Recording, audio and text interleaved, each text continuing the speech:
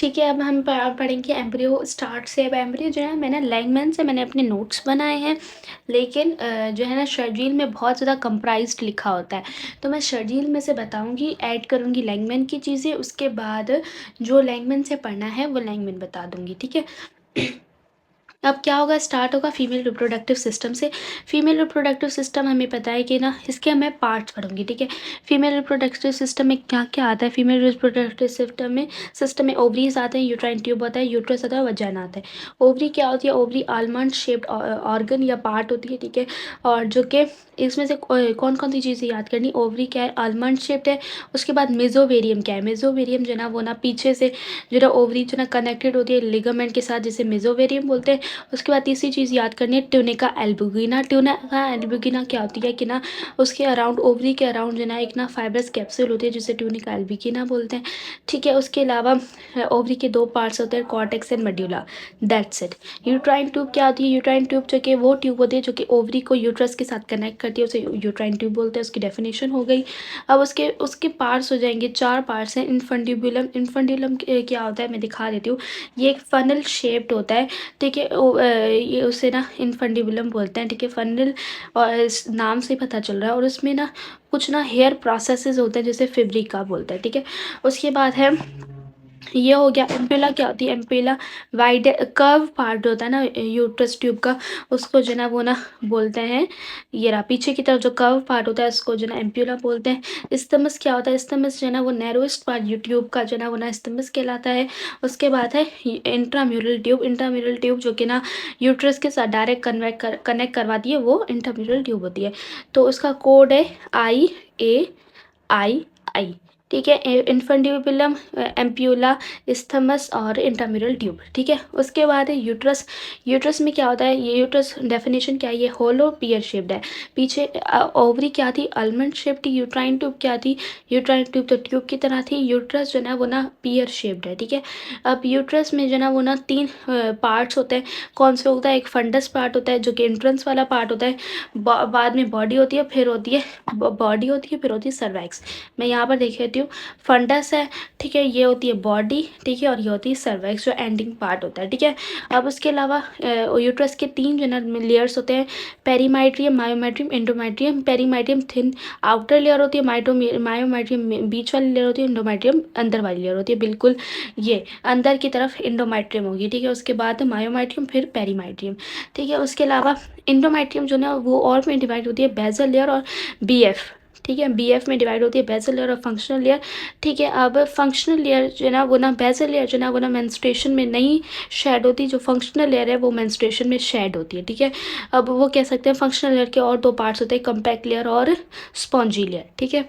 ये हो गया। उसके बाद हम क्या पढ़ेंगे, ओवरी पढ़ लिया, यूट्राइन ट्यूब पढ़ लिया, यूट्रस पढ़ लिया। वजाना पार्ट है, वजाना में क्या होता है, वजाना जो ना फीमेल ऑर्गन है कॉपुलेशन का, ठीक है। पहले ये इसकी डेफिनेशन पढ़ लूँगी। ये जो ना वो ना अम, बस यही बोलूँगी कि ना ये फीमेल ऑर्गन है फॉर कॉपुलेशन। जो ना सेक्स इंटरमिडिएशन होती है ना, जब वो होता है तो ना कोई भी जो ना वो ना उस वक्त, ठीक है। ये बस यही होगा, फीमेल ऑर्गन है ये भी जो ना वो मैं डेफिनेशन बता दूंगी, ठीक है। अम, और यूट्रस के ये नीचे होता है, बस ये है। इसके अलावा क्या ठीक है, ये हो गई। अब बताऊंगी फीमेल रिप्रोडक्टिव साइकिल के बारे में। फीमेल रिप्रोडक्टिव साइकिल क्या होती है, जब बच्चा जो है या लड़की, सॉरी जो लड़की जो है वो प्यूबर्टी 13 ईयर्स में होती है, तो वो ना एक मंथली साइकिल जो ना उसके ना स्टार्ट हो जाते हैं, जिससे सेक्शुअल साइकिल बोलते हैं या रिप्रोडक्टिव साइकिल बोलते हैं या मंथली साइकिल बोलते हैं, ठीक है। उसको जो ना वो ना ओवेरियन साइकिल या मंथली साइकिल या ओवेरियन साइकिल भी बोलेंगे, ठीक है।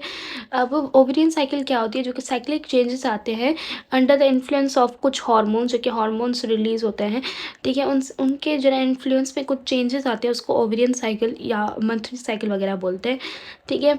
अब वो हार्मोन्स क्या होंगे, वो साइकिल क्या होगी, मैं बताती हूँ। अब ये मसला है कि ना, जो ओवेरियन साइकिल है और oogenesis है, जो आगे पढ़ूंगी oogenesis, ठीक है, आगे है ये oogenesis और ओवियन साइकिल बहुत ज़्यादा रिलेटेबल है, ठीक है।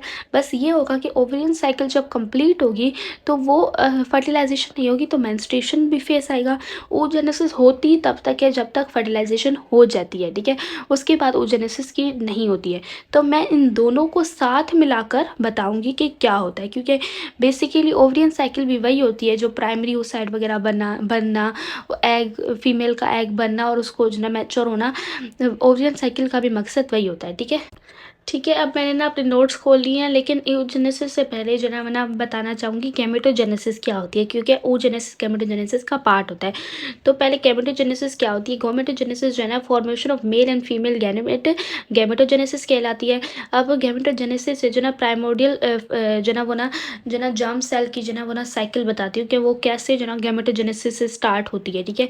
तो ये होती है प्राइमोर्डियल जर्म सेल। पहले होता क्या है? प्राइमोर्डियल जर्म सेल वो होता है जिससे थ्रू जो ना गैमेट्स बनते हैं, ठीक है। सेकेंड वीक ऑफ डेवलपमेंट में ना प्राइमोर्डियल जर्म सेल क्या करता है? एपीब्लास्ट पे जो ना वो जो ना अपीयर होना स्टार्ट होता है, ठीक है। और फोर्थ वीक में, सेकेंड वीक हो गया 2 वीक छोड़कर, फोर्थ वीक में प्राइमोर्डियल जर्म सेल जो ना प्रिमिटिव स्ट्रीक के जरिए यॉर्क साइक में आएगा और यहाँ गैस्ट्रेशन के दौरान, ठीक है। और फिफ्थ वीक में ना ये क्या करेगा? यॉर्क साइक में पहले क्या आया? एपीब्लास्ट में जो ना अपीयर हुआ, फिर वो यॉर्क साइक में क्या? यॉर्क साइक के बाद कहाँ चला जाएगा? ये जो ना डेवलपिंग गोनेट्स की तरफ आ जाएगा, ठीक है। डेवलपिंग गोनेट्स कौन से हैं? टेस्टिस एंड वो फीमेल का, ये जो ना क्या था फीमेल का क्या, ठीक है। वो जो ना फीमेल कौन कौन कौन से गॉनर्स होते हैं? टेस्टिस और ओवरी, ठीक है। फीमेल का ओवरी, ठीक है। अब वहाँ पर क्या होगा कि फिफ्थ वीक में चले गए गॉनर्स में, वहाँ पर जो ना नंबर्स माइटोसिस करेंगे, ठीक है। माइटोसिस कर क्या करेंगे? मियोसिस करेंगे और वहाँ पर जो ना वो ना जर्म सेल्स बना देंगे, प्राइमोर्डियल जर्म सेल। अब वहाँ पर क्या होगी? वहाँ पर जो ना 2 साइकिल्स होगी, एक स्पर्मेटोजेनेसिस होगी और oogenesis होगी, ठीक है। समझ गए? अब स्पर्मेटोजेनेसिस एंड oogenesis पढ़ूंगी, ठीक है। पहले इसकी जो ना टाइमिंग पढ़ूंगी ना, स्पर्मेटोजेनेसिस कब होगी, oogenesis कब होगी। स्पर्मेटोजेनेसिस जो है ना वो ना ये सवाल है, ठीक है। ये मैंने खुद के लिए सवाल बनाए थे, ठीक है। oogenesis जो ना बिफोर बर्थ स्टार्ट हो जाती है, ठीक है। oogenesis बिफोर बर्थ स्टार्ट हो जाती है, लेकिन जो है ना वो ना रुक जाती है एट प्रोफेस, लेकिन ये जो ना वो ना रुक जाती है मियोसिस 1 के प्रोफेस पे रुक जाती है और वो कंप्लीट होती है आफ्टर बर्थ, ठीक है। लेकिन स्पर्मेटोजेनेसिस क्या होती है? स्टार्ट ही आफ्टर बर्थ होती है, ठीक है। और ये जो ना वो ना वहाँ ये होती है जो ना आफ्टर बर्थ स्टार्ट होती है, ठीक है। अब oogenesis स्टार्ट करूँगी। oogenesis में मैंने ना कुछ ना वो ना ये जो ना वो ना मैंने रखी भी है कि क्या क्या होगा, ताकि मैं ना लास्ट में आपको बता दूँ, ठीक है। अब स्टार्टिंग क्या होगी कि प्रोसेस थ्रू विच oogenesis की डेफिनेशन से होगी। oogenesis की डेफिनेशन क्या होती है? वो प्रोसेस जिसके जरिए जो ना oogonia कन्वर्ट होता है मैच्योर oocyte में, उसको oogenesis बोलते हैं। हम प्राइमोर्डियल जर्म सेल जब प्राइमोर्डियल जर्म सेल जो है ना वो ना ओवरी में आ जाएंगे ना, तो वहाँ पर क्या कहलाएंगे? oogonia। अब वो oogonia oogenesis से थ्रू जो ना वो ना मैच्योर oocyte में कन्वर्ट होता है, ठीक है। फिर मैच्योर oocyte जो ना वो ना फर्टिलाइजेशन करता है और ज़ाइगोट बनाता है, ठीक है। अब क्या होगा कि ना वही है प्राइमोर्डियल जर्म सेल की बात लिखी हुई है, ठीक है। अब यहाँ से स्टार्ट होगी थर्ड मंथ में ना oogonia क्या करता है? माइटोसिस करता है और वहाँ पर जो ना माइटोसिस कर क्या करेगा ना, अपने इर्द गिर्द जो ना वो ना फ्लैट एपिथेलियम सेल्स बना देगा, ठीक है, जैसे फॉलिकुलर सेल्स बोलेंगे, ठीक है।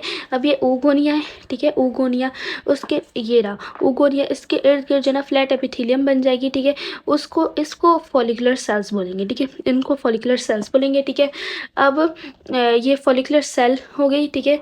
अब इसके बाद क्या हो जाएगी कि ना ये ना oogonia जो ना वो ना स्टार्ट करेगी अपनी मियोसिस पार्ट 1, ठीक है। मियोसिस पार्ट 1 स्टार्ट करेगी, लेकिन वो जो ना प्रोफेस 1 पर रुक जाएगी और वो रेस्टिंग स्टेज पे चली जाएगी और जो है ना प्रोफेस 1 तक हो जाएगी और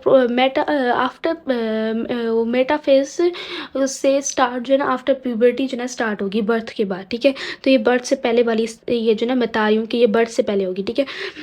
उसके बाद that oogonia card primary oocyte, ठीक है। अब जब जो oogonia जो है ना मियोसिस 1 कर लेगा, ये कहाँ पर होगी? ये जो ना बिफोर बर्थ होगी, ठीक है। ये बिफोर बर्थ होगी मियोसिस 1, और ये जो ना मियोसिस 1 जब जो कि रुकेगा फर्स्ट उस पे प्रोफेज़ 1 पे जो ना रुक जाएगा उसको बोलेंगे प्राइमरी oocyte, ठीक है। तो प्राइमरी oocyte बन गया। अब वो जो प्राइमरी oocyte जो है ना वो ना माइटोसिस करेगा, ठीक है। प्राइमरी oocyte बहुत सारा माइटोसिस करेगा और 5th मंथ तक कितने जो है ना वो 7 बिलियन प्राइमरी oocytes बन जाएंगे। अब वो प्राइमरी oocyte जो है ना अराउंड जो है ना वो ना अपने इर्द गिर्द जो है ना वो ना कवरिंग बना देंगे, इसको बोलेंगे primordial follicle. Primordial follicle basically बोलते क्या है, उस फॉलिकुलर सेल्स को और oocyte प्राइमरी oocyte को दोनों को मिलाकर प्राइमोर्डियल फॉलिकल बना देंगे, बोल देंगे, ठीक है। तो क्या बन जाएगा, उगोनिया बना पीजी सेल से और फिर उसके बाद फॉलिकल सेल बना, ठीक है, जो कि फ्लैट एपिथेलियम के साथ बना। फिर फ्लैट एपिथेलियम के अंदर जो है ना वो ना उस साइड जो है ना वो ना मियोसिस 1 उसने की, प्रोफेज तक रुक गया, उसको प्राइमरी oocyte बोलेंगे। प्राइमरी oocyte क्या बना देगी, जब इसके इर्द गिर्द जो है ना वो ना सेल्स जो है ना वो ना क्या करेंगे, जब ठीक है, वो ना प्राइमरी फॉलिकल क्या था कि प्राइमरी फॉलिकल था तो कि ना प्राइमरी oocyte जो डिजनरेट होना शुरू हो जाएंगे। जो डिजनरेट नहीं होंगे, जो बच्चे हो जाएंगे, वो उनको बोलेंगे प्राइमोर्डियल फॉलिकल, ठीक है। अब प्राइमोर्डियल फॉलिकल से क्या होगा, प्राइमोर्डियल फॉलिकल के बाद होगा, ठीक है, यहाँ पर बता देती हूँ कि ना अब प्राइमोर्डियल फॉलिकल बन गया। प्राइमोर्डियल फॉलिकल के बाद क्या बनेगा, प्राइमरी फॉलिकल। प्राइमरी फॉलिकल कैसे बनेगा, जब जो है ना उसके इर्द गिर्द के जो सेल्स थे वो जो है ना वो ना क्या हो जाए, क्यूबाइडल शेप में हो जाए, तो उन उस वो स्ट्रक्चर क्या बन जाएगी, प्राइमरी फॉलिकल, ठीक है। उसके फॉलिकुलर सेल जो है ना वो ना उसमें हो जाएंगे, ठीक है। उसके उसके अंदर क्या होगा कि ना अंदर जो है ना वो ना प्राइमरी oocyte मौजूद है, उसके इर्द गिर्द ये सारी चेंजेस आ रही है। उस इर्द गिर्द के वाले सेल्स को ही जो है ना वो ना क्या बोलेंगे, प्राइमरी फॉलिकल बनाए बोलेंगे और सेकेंडरी फॉलिकल्स बोलेंगे, ठीक है।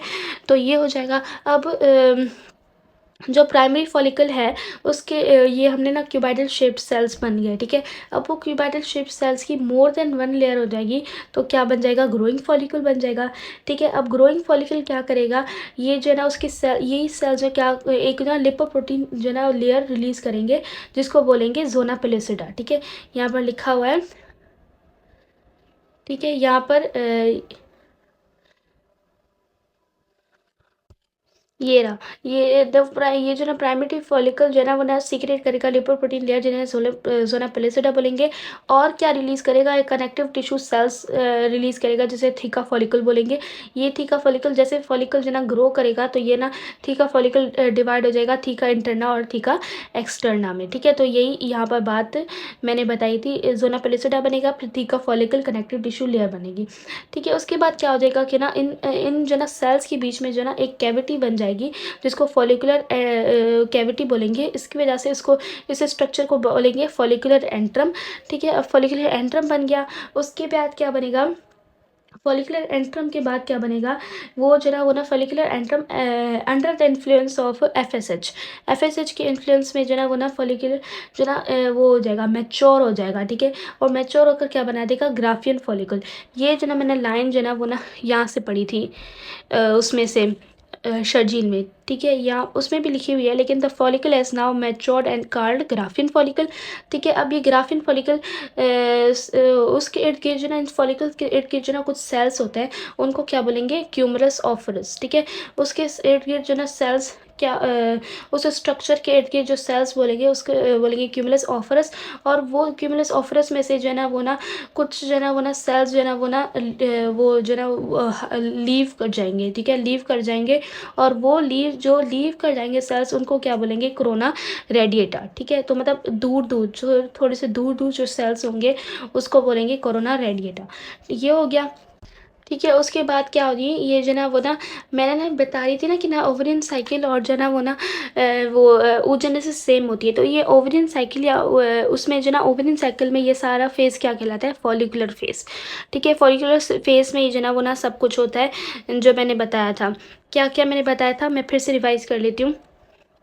मैंने पहले बताया था कि ना उगोनिया आता है, उगोनिया फॉलिकल सेल बनाता है, फॉलिकल सेल प्राइमरी oocyte बनाता है, प्राइमरी oocyte प्राइमोर्डियल फॉलिकल बनाता है, फिर जो आकर प्राइमरी फॉलिकल बनाता है बन जाएगा, फिर वो ग्रोइंग फॉलिकल बनाएगा, फिर जोना पेलिसिडा बनेगी, थीका फॉलिकल बनेगी, फिर फॉलिकुलर कैविटी बनेगी, फिर ग्राफियन फॉलिकल बनेगा।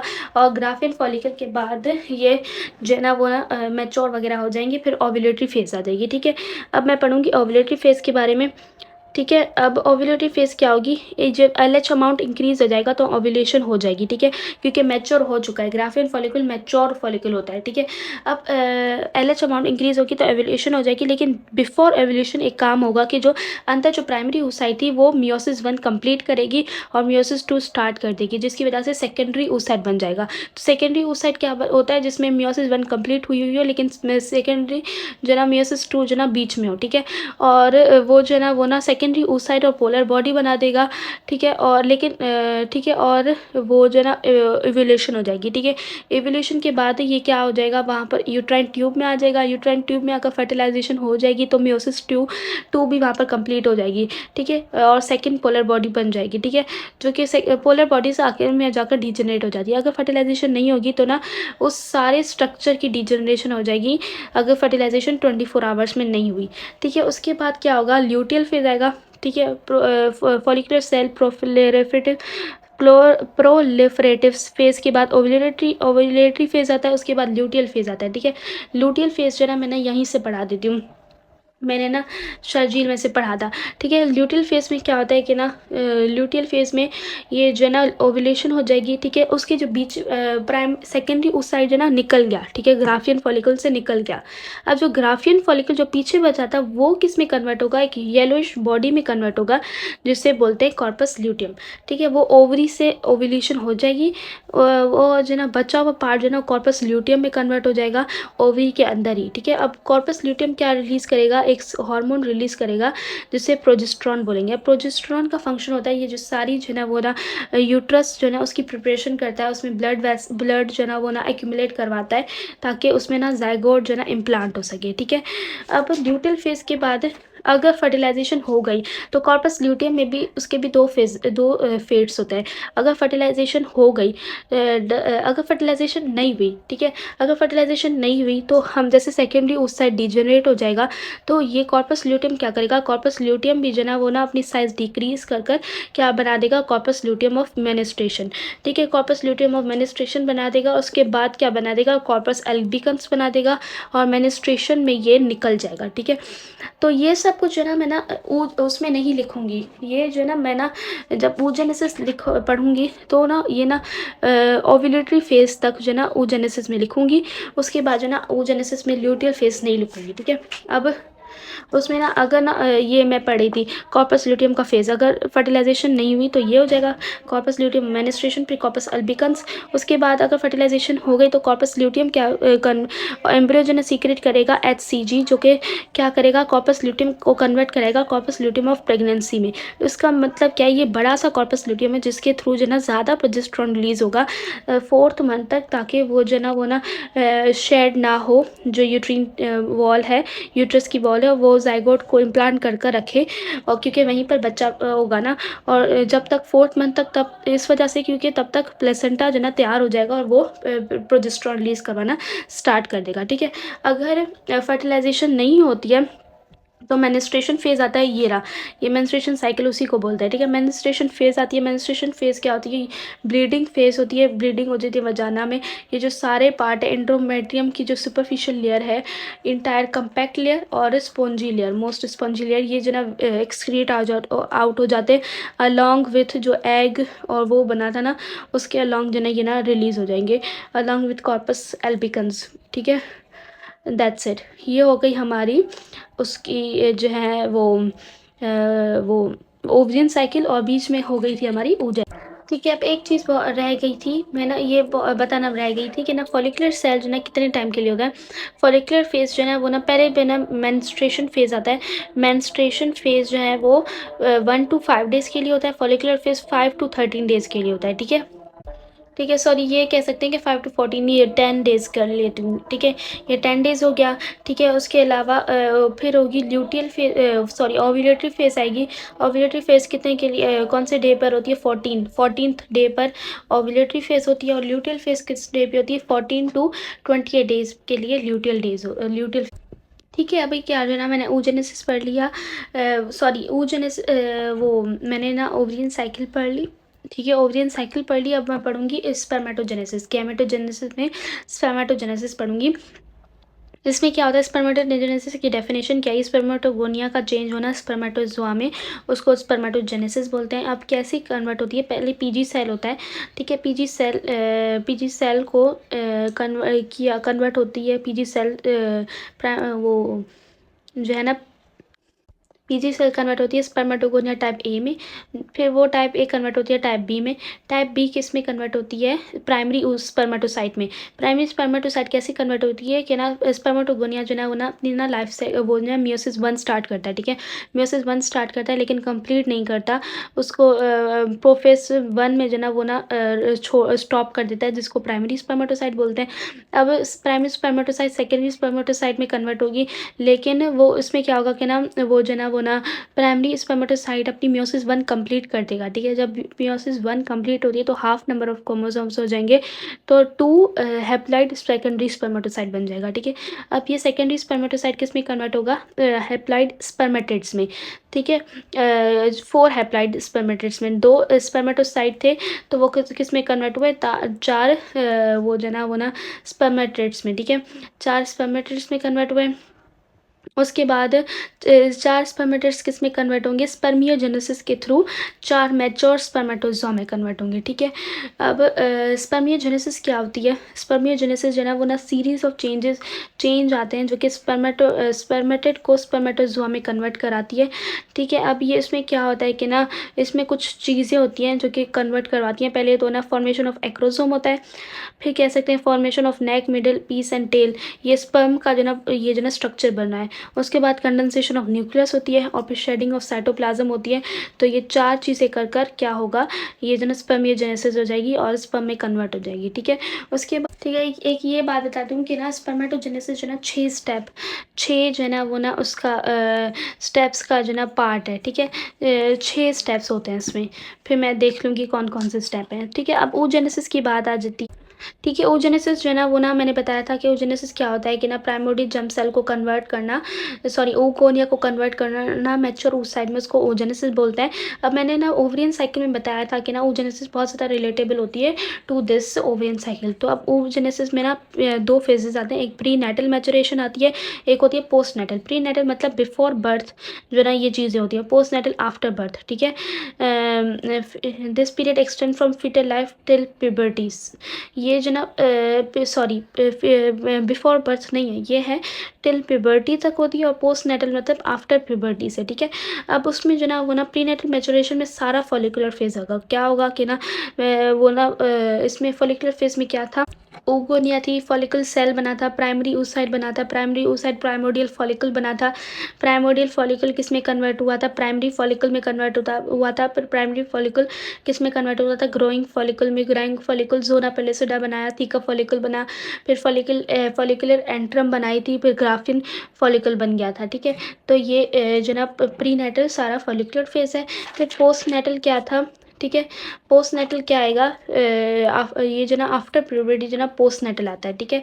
उसमें क्या होगा कि ना सॉरी ये जो ना वो ना ये पोस्ट नेटल क्या होती है, आफ्टर प्यूबर्टी होती है। आफ्टर प्यूबर्टी क्या होती है, एवोल्यूशन होती है। एवोल्यूशन से पहले जो ना वो ना मैंने बताया था ना, जस्ट बिफोर एवोल्यूशन एलएच ना अमाउंट इंक्रीज होने से एवोल्यूशन होती है। उससे पहले क्या होगा कि ना प्राइमरी फॉलिकल सेकेंडरी फॉलिकल में कन्वर्ट होगा, क्योंकि वो जो ना वो म्योसिस 1 कंप्लीट कर देगा, म्योसिस 2 स्टार्ट कर देगा, जिसकी वजह से सेकेंडरी जो ना oocyte बन जाएगा, ठीक है। उसके बाद क्या बनेगा, सेकेंडरी oocyte, लेकिन सेकेंडरी oocyte भी जो ना वो ना मियोसिस 2 पार्ट प्रोफेज 1 में रुक जाएगी।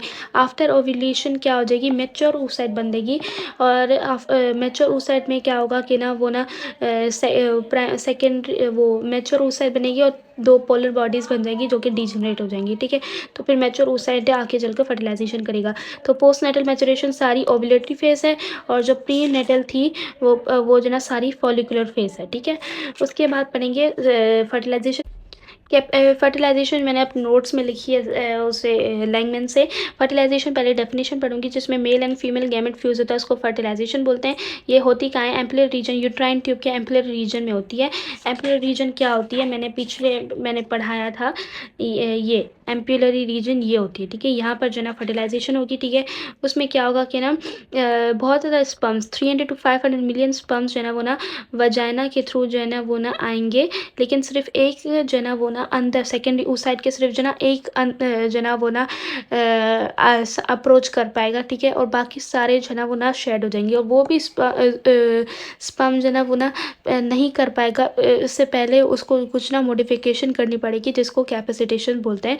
कैपेसिटेशन क्या होती है कि ना कैपेसिटेशन क्या होती है कि ना स्पर्म में ग्लाइकोप्रोटीन कैप होती है और समाइनर प्रोटीन्स होती हैं। उसमें कैपेसिटेशन में क्या होता है कि ना ये जो ना ग्लाइकोप्रोटीन कैप और समाइनर प्रोटीन्स रिमूव की जाती हैं, ताकि जो है ना वो ना स्पर्म जो है वो कोरोना रेडिएटा से जो बाहर कोरोना रेडिएटा से जो ना वो ना जोना पेलोसिडा की तरफ मूव कर सके, ठीक है। उसके बाद कैपेसिटेशन होती है, मतलब फर्टिलाइजेशन ये मैंने बताई। फर्टिलाइजेशन के स्टार्ट करने से क्या बोलूँगी, पहले स्पर्म काढ़ना। स्पर्म के आने से पहले कुछ रिएक्शन होंगे जिसे पहले कैपेसिटेशन बोलेंगे, फिर एक्रोसोम रिएक्शन होगा। एक्रोसोम रिएक्शन में क्या होगा कि ना कुछ ना एंजाइम्स रिलीज